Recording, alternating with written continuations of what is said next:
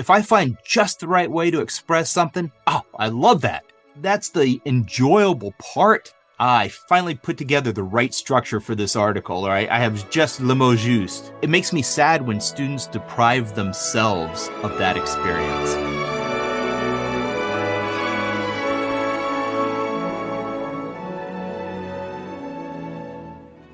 Hello, and welcome to the Arts of Language podcast with Andrew Pudewa, founder of the Institute for Excellence in Writing, or as many like to say, IEW. My name is Julie Walker, and I'm honored to serve Andrew and IEW as the Chief Marketing Officer. Our goal is to equip teachers and teaching parents with methods and materials which will aid them in training their students to become confident and competent communicators and thinkers.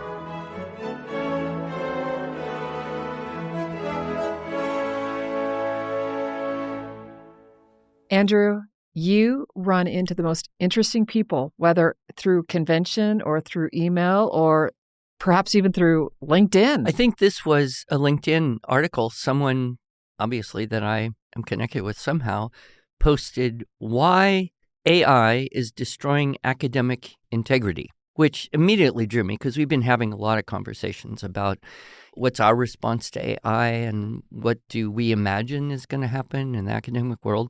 And I read this article and I immediately liked this guy. I didn't know anything about him, but I just want to read the first paragraph because his writing style just gripped me. The birth of AI has turbocharged student cheating. No, that doesn't say it. It is a massive dose of anabolic steroids straight to the heart. No, that's still underselling it. AI is more like fluorine. Fluorine is the most reactive element, hoovering up electrons from almost everything it gets near. If you add 2 oxygen atoms to 2 fluorine atoms, you get dioxygen difluoride. That stuff detonates things at 180 degrees centigrade. It sets ice on fire and blows up if you add water vapor. It's too aggressive to be used as rocket fuel, even though rockets are propelled by explosions. Chemists are terrified of it. I mean, wow. What a metaphor. Right. I read the whole thing and I found the Substack of Hilarious Bookbinder. Oh, okay. It's Scriptorium Philosophia. And I couldn't figure out his name for a while. I had to actually do a search. I didn't use AI, but I had to do a search to find out who is Hilarious Bookbinder. And now we know it is Dr. Stephen Hales. So welcome to our podcast, Dr. Hales. Thanks for having me. I see that you are a professor of philosophy at the University of Pennsylvania, Bloomsburg. Tell us just a little bit more about yourself, and then I've got some, I hope, interesting questions, mostly pertaining to this Substack post and a couple others. And I'll say right up front, every listener out there should subscribe to your Substack post. It is tops. Oh, well, thank you so much. I appreciate that. Sure, a little bit about myself. So I got my PhD at Brown, graduated in 92. I taught for a couple of years at Georgia State, and then I came to Bloomsburg University here in Pennsylvania, and I've been here for the past 31 years. I've had a few visiting positions elsewhere, University of London, Cambridge, Turin, Edinburgh. But I've spent my career here at Bloomsburg. My main interests as a philosopher are epistemology and metaphysics, but I kind of get interested in anything philosophical. And so next thing you know, I'm writing on Nietzsche or aesthetics or whatever. So, but yeah. You also have a couple books that people might be interested in knowing of. One, I love this title, The Myth of Luck. Right. Yeah, that was my last through-written book that wasn't really directed at students. And luck is of interest to philosophers in a lot of different dimensions. One is epistemic luck, where what if you just stumble upon the truth by luck? You have a true belief, but it's just lucky. Well, that doesn't seem like knowledge. So what's knowledge? It turns out to be very, very difficult to eliminate the risk of luck from any analysis of knowledge. People are also interested in moral luck, where through what seems to be the luck of our genetic luck, either good luck or bad luck, or a kind of social luck, the families that we are born into, the societies that we are born into, and how that affects our development as moral agents. And how should we understand justice given the fact that so much of our circumstances seems to be due to luck. So, I mean, philosophers are interested in this for a lot of different reasons. Okay, I have to ask you this because my oldest son did a paper on the constellation of philosophy in high school with Boethius. You must have referenced that in this book. Sure, yeah. Boethius has a kind of fatalist outlook. And yeah. Which, of course, is very interesting. But I mean, that's one classic response to the problem of luck. Well, I mean, if there's only one way the future is going to go down, or God has everything pre-planned for us, then it doesn't look like there's any room for contingency in our lives. But on the other hand, if we're kind of, especially theological fatalists, I mean, if God has everything planned out, it seems like it's just good luck if God chose me to be one of the favored ones, and bad luck if he chose my life to go poorly. So I'm not clear that fatalism really eliminates the problem of luck. We could do a whole I was long just gonna talk say. on this, but we better shift over because our time always goes quickly. You wrote in this article, Why AI is Destroying Academic Integrity, that there have been two main reactions in the professional world of teachers and professors. One is kind of like denial and wishful thinking. It's not really as bad as it seems, or maybe it's just going to go away. And then the opposite being despair, panic, dread, existential dread. Yeah, I think that's about right. And I think I'm in the denial and wishful thinking category myself. But a lot of people ask me, because our company is Institute for Excellence in Writing, and so we have been publishing very effective curricular materials and video courses and teacher training for teaching English composition and grammar. And I'd say our sweet spot is generally the upper elementary, middle school. That's where most of our teachers are. And so a lot of people are saying, well, how do we deal with this? What shall we do? And the extension of this is, what's going to happen to you? What's going to happen to IEW if people stop believing that teaching writing even has practical value? How would you recommend that someone like me or our listeners who are probably stuck somewhere between the denial and the despair, how do we move through this? And what strategies have you got for dealing with this in your world? Well, this is definitely still something I'm trying to work through on my own as far as how to address it and what to do about it. I think one of the things is that people need to be persuaded and be made to understand that it's not just the end product that matters.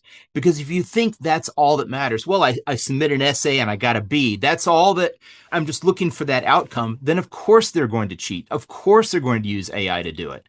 As opposed to coming to understand that it is the process. That's where the value is. That's what truly matters, is working through it and the development of your own point of view, the development of your own perspective and your own thoughts. Because I think it's easy to engage in the kind of delusion that, oh, well, I kind of am against euthanasia, so I'll just have AI write a paper saying why I'm against euthanasia, and then pretending that they had worked through those ideas themselves when they hadn't. This is actually something I've been thinking about lately, although I've not written anything on this, is I'm worried about confabulation. And I don't know if you know much about that. Define the word for us. Okay, sure. So confabulation is when someone's brain is automatically making things up that they cannot distinguish from reality. And this happens a lot with memory loss patients, people who suffer from Korsakoff syndrome or something similar. When they have great gaps in their memories, their brains just kind of paper it over by making things up that they very sincerely believe had happened, but never happened at all. And that's what confabulation is. So it's not intentional lying. They really believe it, and it feels real to them, but their brains are filling in the gaps. So in this case, it would be people believing that they thought thoughts which they never really did think. That's exactly right. Exactly right. So you read an argument that defends a point of view which you maybe kind of half were in favor of, but now you had to submit this essay defending this point of view, and you think, that is my point of view. Those are the arguments I would have thought of myself if I had written them down instead of just asking ChatGPT to do it. But of course they're not. You didn't think through it yourself. And these points this way of reasoning would not have occurred to you. So that's why I think it would lead to confabulation and people thinking they've developed their own point of view on something when they haven't, when they've just outsourced that and pretended that it's their own. It's almost like a more sophisticated form of reading an editorial or reading somebody's opinion and then just kind of wholesale saying, yep, I totally agree with that. I'll just hold that as my opinion. Yeah, I think there's something like that, right? But I think it's even worse because it's not even a lack of critical engagement. I mean, I once had a philosophy professor when I was an undergraduate. I remember him saying, I used to always be persuaded by the last article I read. Mm-hmm. Right. It's honest.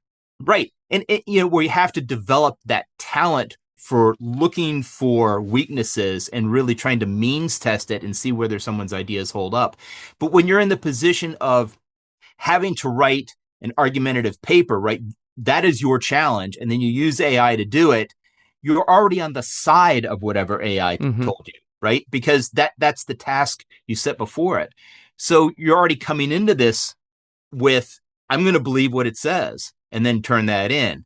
And that's why I think it's even worse than reading an editorial that you just reflexively agree with. Yeah. You made an interesting and somewhat disturbing well, there were quite a few interesting and somewhat disturbing statements, but one that popped out at me was you said the best test of whether something is, written by a student or written by AI is whether the prose shows excellent command of spelling, grammar, structure, and those mysterious syntactical sprinkles known as apostrophes. If it does, it's probably AI. And I just found that so depressing because that's what we do is we try to help students write with good grammar, good structure, and good punctuation and understanding whether it should have an apostrophe or not. And that's where we work. And so I started to think, well, are we undermining the students who are going to walk in and actually write well as being suspect of writing too well? Andrew, we get that. We get people saying, and this is pre-AI, but I have a fascinating, really short story to share with you, but people were accusing our students who were learning to write so well of cheating. Of plagiarism, yeah. But now, so this I heard from an online instructor. We do online classes, and one of our high school students' online teacher was running it through an AI checker. It was flagged as being written by AI, but it wasn't because it was too correct. Too correct, yeah. Phew. So Yeah. I don't know. Do you have any comment on that? Well, for one thing, AI detectors are notoriously fallible. I would never trust one. People who are so confident that they're going to be rooting out AI cheating with these things, they are wrong. And there are going to be a lot of false positives, like you just mentioned. Mm-hmm. And obviously, students need to learn spelling, grammar, structure, all of that kind of thing. It's just that human beings are prone to error. And I think that it's, at least for the kind of students that I teach, if it's completely perfect, I mean, really, you didn't mess up the difference between a semicolon and a comma. I mean, I'm going to start to either think you're my best student in class or something else is going on. And whereas the computer won't make those kinds of errors. I guess that's what I'm trying to get at is the errors that a human being might make are different from what the computer's going to make so far. Yeah. So it's probably good to be close to perfect. Mm-hmm. Right. Yeah. No, I mean, I try to get all those things right in my own writing, but before I'll put up a Substack post, let's say I'll have my wife proofread it for me because she's excellent at that. And, she'll find little mistakes that I might have made because I'm a lousy typist. And, AI is not a lousy typist. Yeah. So one of the things I've heard that schools are doing, and I work mostly in that, K-12 zone, but in the high schools, some of the teachers are really now trying to steal time and do in-class writing rather than homework. Mm-hmm. And that's a big shift because most teachers are kind of like, here's the assignment, here's how you do it, go home, do it, and turn it in. Have you gone there? I know you did post a link to someone who wrote about abandoning of out-of-class essay writing. Have you moved that direction, and have you seen any results or benefits or maybe agonies as a result of it? I have moved in that direction, and I'm not very happy about it.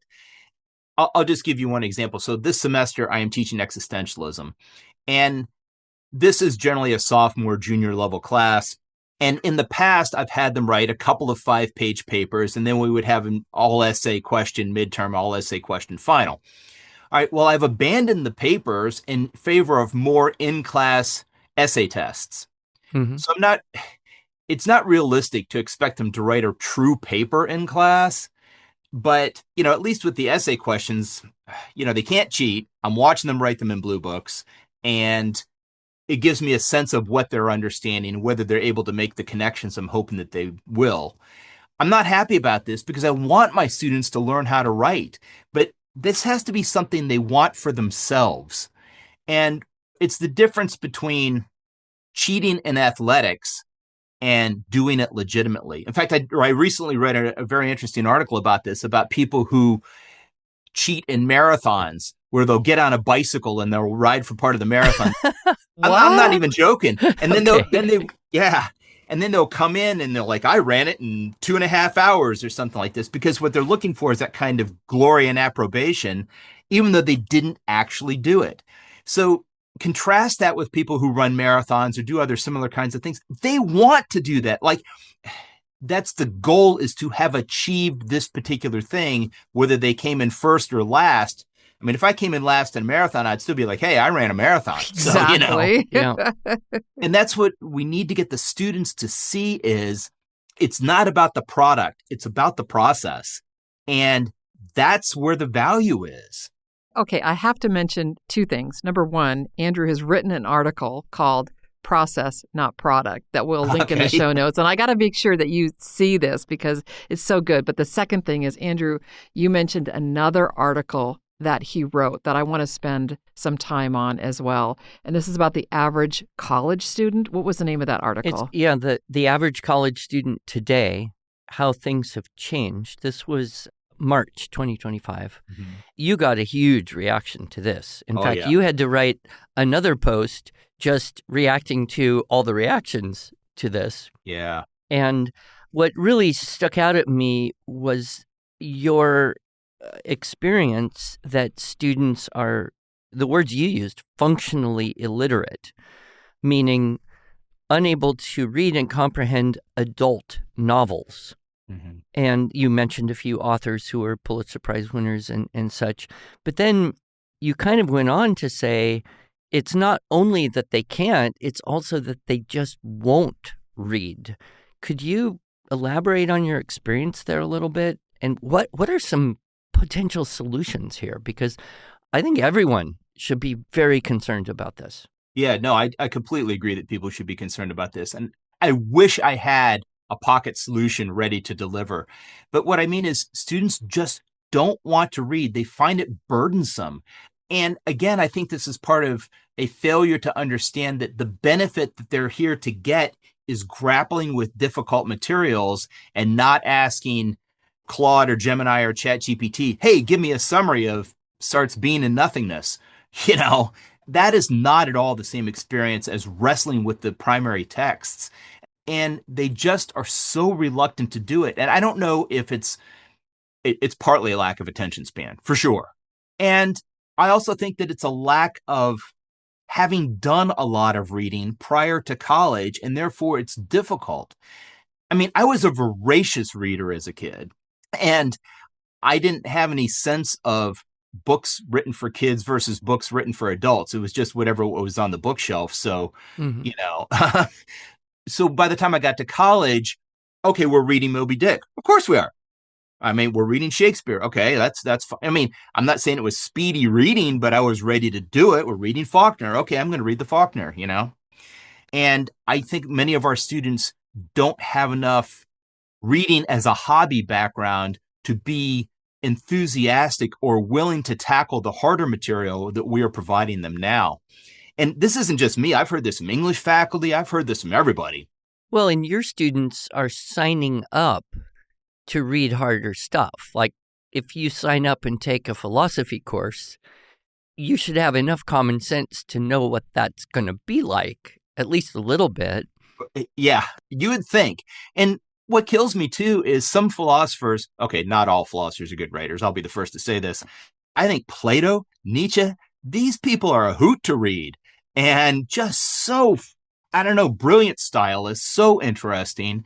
I don't know how you couldn't dig into some of that and like, oh man, this is good. You know, I mean, if you're reading Aquinas, Wittgenstein, I don't know, you'd be like, all right, I see this is a little slow going, but wanting to root out those ideas, that's the key thing. Mm-hmm.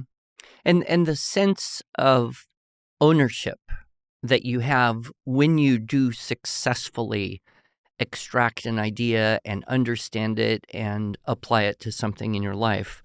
That's the joy of the intellectual life. Oh, I couldn't agree more. And it's just like when we were talking about writing a moment ago. For me, if I find just the right way to express something, oh, I love that. I mean, that's the enjoyable part. I finally put together the right structure for this article. All right, I have just le mot juste. You know, it makes me sad when students deprive themselves of that experience. And you work very hard, I'm sure, to inspire them. I try my best.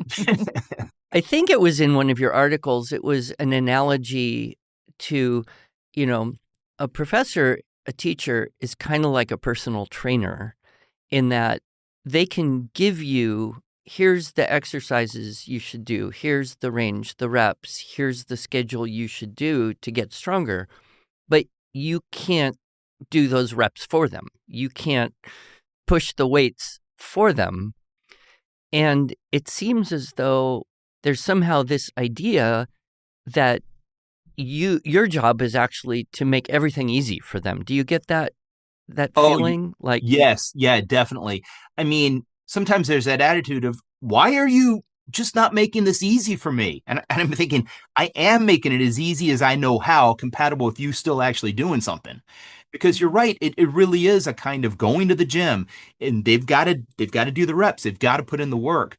And I think the shift that needs to happen, and I'm not sure how to bring about this shift, I'll admit, is getting students to see that education is like riding a bicycle. It's not like riding a motorcycle.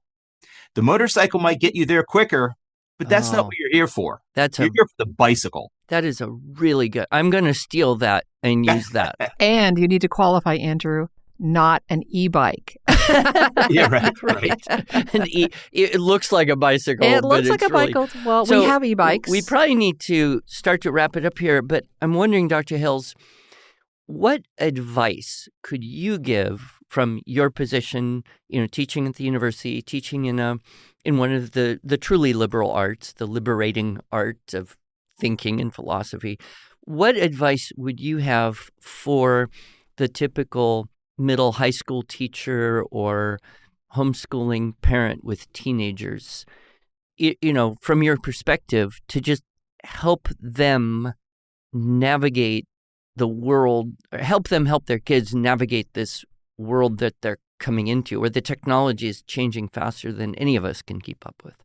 I know, yeah.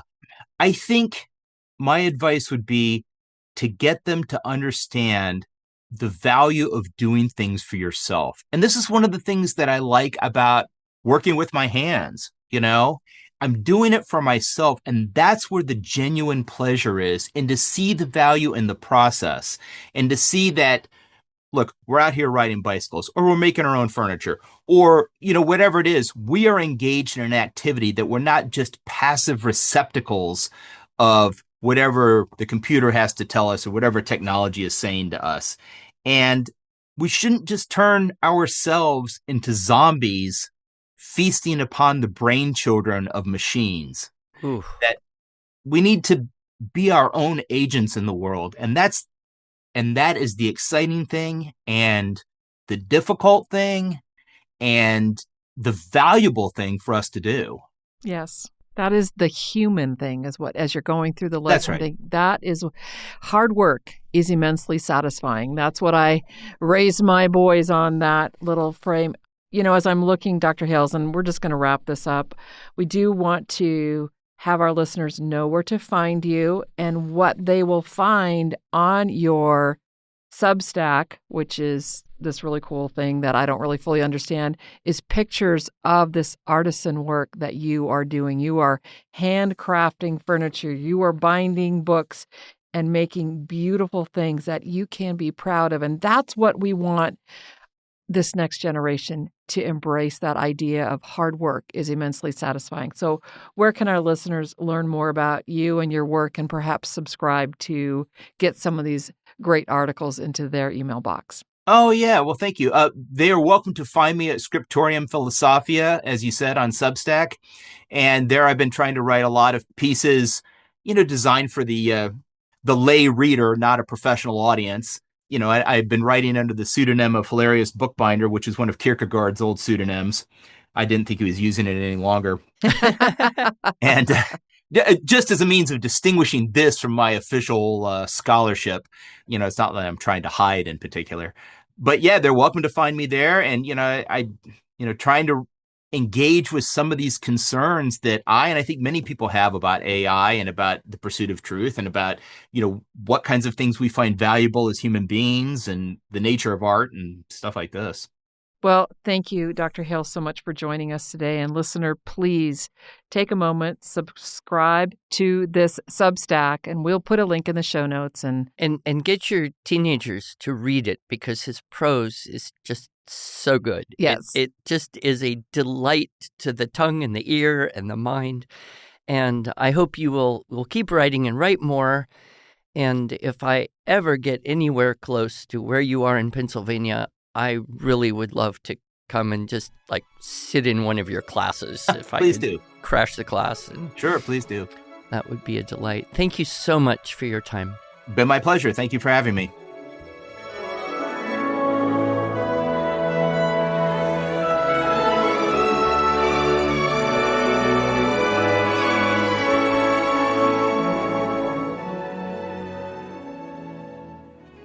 thanks so much for joining us.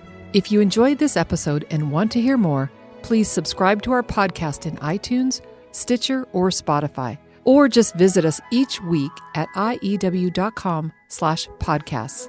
Here you can also find show notes and relevant links from today's broadcast. One last thing, would you mind going to iTunes to rate and review our podcast? This really helps other smart, caring listeners like you find us. Thanks so much.